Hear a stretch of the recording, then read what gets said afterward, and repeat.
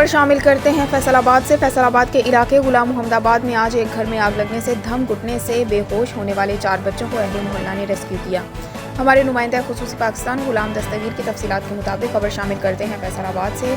फैसलाबाद के इलाके गुलाम मोहम्मदाबाद में आज एक घर में आग लगने से दम घुटने से बेहोश होने वाले 4 बच्चों को अहले मोहल्ला ने रेस्क्यू किया, जिनमें से 2 बच्चे जिनकी उम्रें 2 से 2.5 साल की हैं वफात पा गए और 2 बच्चे वेंटिलेटर पर हैं।